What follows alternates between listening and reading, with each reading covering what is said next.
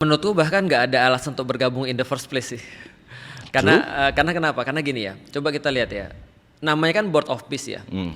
Eh, Sebenarnya itu nggak ada kaitan apapun dengan peace menurutku. Karena Iya. kalau Amerika benar-benar mau peace, itu dia sudah punya kesempatan banyak banget. Setidaknya yang tercatat 3 kali dia ngeveto keputusan di PBB untuk mengakhiri perang dan juga untuk mengadili penjahat-penjahat perangnya. Nah artinya kalau misalnya dia sudah punya kesempatan, kenapa dia nggak buat di PBB? Kenapa dia harus buat di BOP? Enggak, lu yang ngeveto 3 kali kan itu kan ya. Dan ketika lu sudah ngeveto 3 kali, lu bentuk BOP. Nah poin kedua kalau kita lihat ya, sebenarnya kita harus balik lagi mengartikan penjajahan itu apa sih sebenarnya? Penjajahan itu kan merenggut cara berpikir bebas ya, dan juga merenggut aktivitas untuk melakukan sesuatu secara merdeka. Itu kan adalah penjajahan.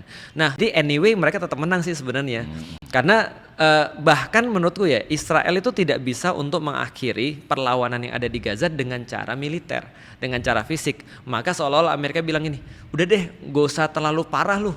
Itu mah nggak benar gitu kan. Lihat caranya gue ngelakuin seperti apa. Akhirnya lewat perundingan. Dan kita juga tahu di Indonesia lebih banyak problematika penjajahan itu menang lewat perundingan daripada lewat fisik kan. Nah itu yang terjadi. Jadi BOP menurutku ya ngapain dia gabung untuk kesana di waktu yang pertama gitu, maksudnya ngapain dia gabung, apa alasannya? Iya tuh, aku nggak tahu kenapa tuh. Nah terus kemudian kalau kita berbicara tentang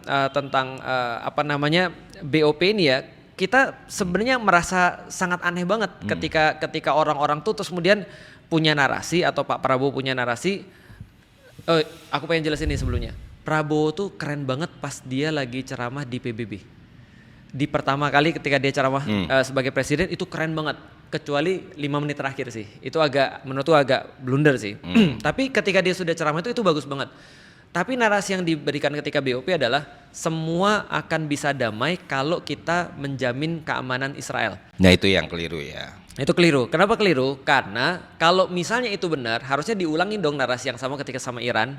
Ketika Amerika Israel nyerang Iran, ternyata presiden nggak ngomong semua akan bisa damai kalau kita menjamin keamanan Israel.